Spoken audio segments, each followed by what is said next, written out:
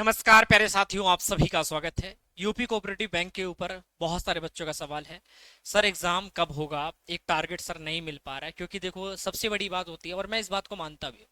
जब तक हमें कोई एग्जाम का एक क्लियरिटी नहीं होती ना, देखो माइंडसेट की बात है कि अगर हमें एक टारगेट मिल जाए कि सर हमें 90 दिन है हमारे एग्जाम में, 100 दिन है, 120 दिन है, या हमारा अगले साल ही होगा 2027 में, तो एक टारगेट होना चाहिए कि अगर हमें एक टारगेट मिल जाए तो उस हिसाब से तैयारी कर लें हम लोग। हमें पता है कि नहीं एग्जाम होगा तो छोड़ दें इस बात को, है ना। तो अब कितना समय बचा है, अब उस समय के अंदर आपको तैयारी करनी होगी। तो मेरे भाई जो नए साथी हो, चैनल को सब्सक्राइब कर लेना, क्योंकि अपन लोग तैयारी भी कराते हैं पूरे डिटेल में डिस्क्रिप्टिव तरीके से, तो घबराने की जरूरत नहीं है। बाकी मेरे भाई मालवीय क्लासेस के माध्यम से यूपी कोऑपरेटिव का पूरा एप्लीकेशन के माध्यम से क्लासेस भी चल रही हैं। तो जो बच्चे अभी तक एनरोल कर चुके हैं बहुत अच्छी बात है, नहीं कर चुके हैं तो एनरोल कर लीजिएगा M12 कूपन कोड लगाने के बाद, ठीक है। आपको पता है आपकी जो एजेंसी है वो कौन है? IBPS। जी हाँ, IBPS ही कैलेंडर का जो सटीक विश्लेषण, यही IBPS है जो आपका एग्जाम को कंडक्ट कराती है। तो आपके पास जो सच में जो बचे हुए दिन है वो कितने होंगे? देखिए जो नोडल एजेंसी है, ठीक है, यानी UPCISB जो स्टेट लेवल की है, उन्होंने केवल वैकेंसी निकाली है, ठीक है। एग्जाम की जिम्मेदारी जो सौंपी गई है वो किसकी है, यानी कंडक्टिंग बॉडी कौन है, एजेंसी कौन है, वो एग्जाम जो कराती है वो है आपका IBPS। बच्चों को शायद नहीं पता आप लोगों को। तो मेरे भाई आपकी जो कंडक्टिव बॉडी जो आपका एग्जाम कंडक्ट कराती है वो IBPS है, ठीक है।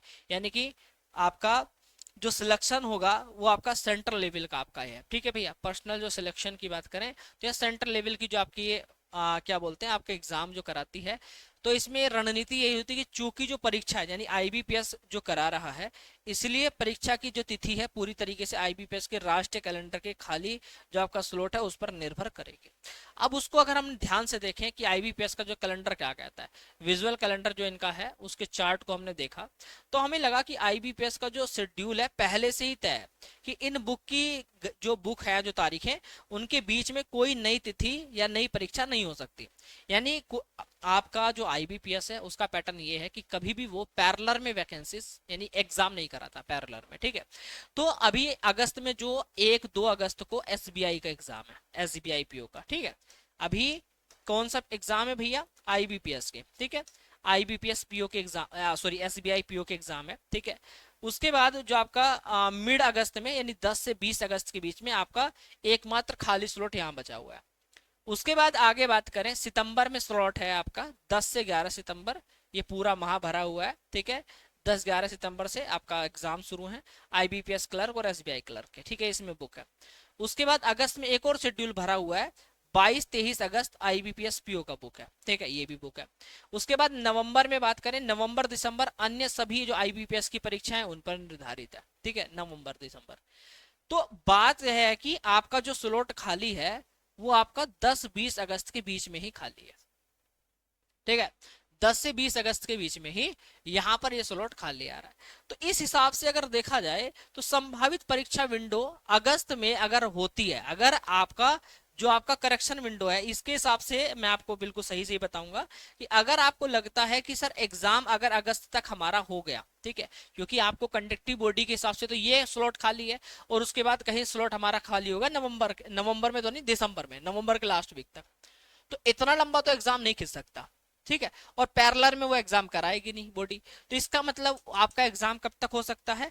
अभी के अकॉर्डिंग हमारा एग्जाम अगस्त तक हो सकता है। और अगर हम अभी से देखें तो हमारे पास जून जो कि हमारा स्टार्ट हो चुका है, जुलाई और अगस्त।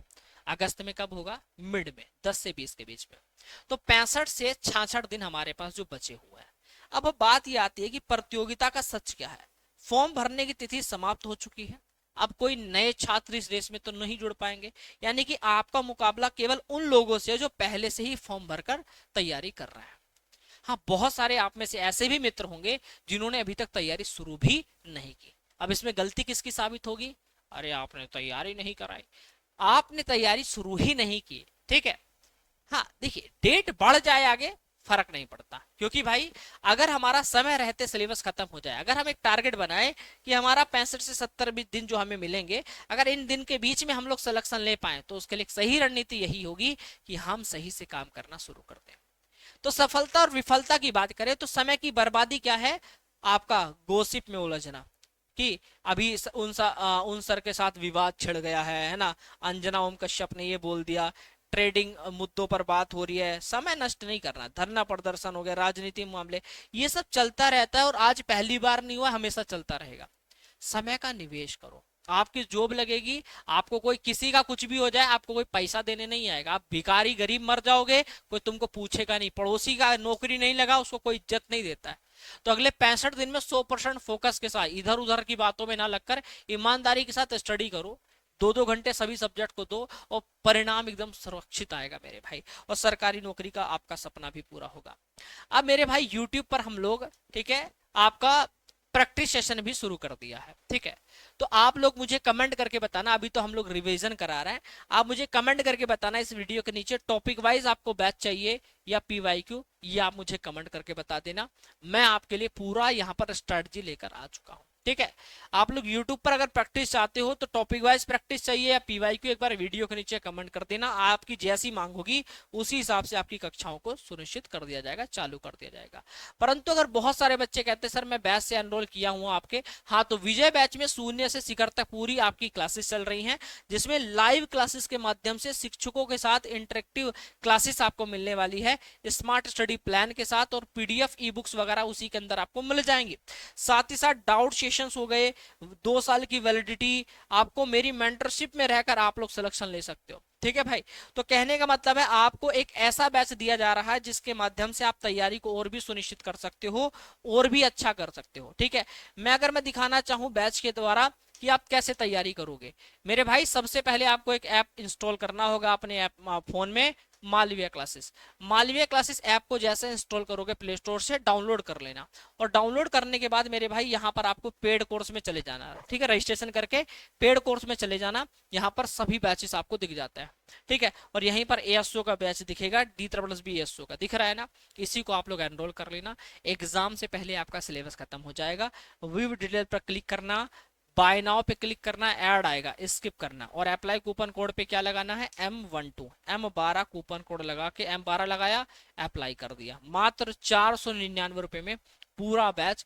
अब देखो, अब आपको सुनिश्चित करना है 65-70 हजार रुपए सैलरी आपको कमानी है, तो 499 का अगर मोह देख रहे हो तो माता पिता के सपने पूरे करने हैं। तो आपको, अभी तक आपने हर जगह इन्वेस्टमेंट किया होगा, कहीं आपने गर्लफ्रेंड पे लगाया, दोस्त पे लगाया, इधर उधर पैसा फूका, कभी अपने ऊपर इन्वेस्ट किया?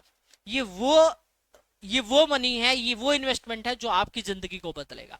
अब आपको सोचना है कि आपको अपने माँ बाप के सपने को पूरा करना है, एग्जाम से पहले अपना सिलेबस कवर करना है और एक टारगेट बनाना है।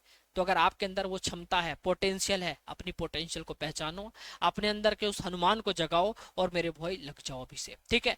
भटकना नहीं है, रास्ता एक है और सीधा है। एग्जाम में सिलेक्शन लेना है, टॉपिक वाइज पढ़ना पड़ेगा, प्रीवियस ईयर पेपर पढ़ने होंगे, मॉक टेस्ट पढ़ना होगा और स्पीड पर काम करना। ये 4 चीजें ध्यान रखना, सिलेक्शन कोई नहीं रोक सकता। बाकी मैं आपके साथ हूँ, पूरी टीम आपके साथ है, डेडिकेशन के साथ तैयारी कराएगी, घबराना मत। बाकी thank you so much. App का नाम है मालविया क्लासेस, वीडियो के नीचे लिंक मिल जाएगा, जाकर इंस्टॉल करो। किसी भी प्रकार की कोई परेशानी आती है कमेंट करिएगा। धन्यवाद, जय हिंद साथियों। हाँ, एक चीज और बोलना चाहूंगा, अगर किसी बच्चों को लगता है कि सर एग्जाम तो बहुत बाद में होगा, ये तो DSSB भी ऐसे ही कराती है, मैं आपको एक बात कहना चाहता हूँ।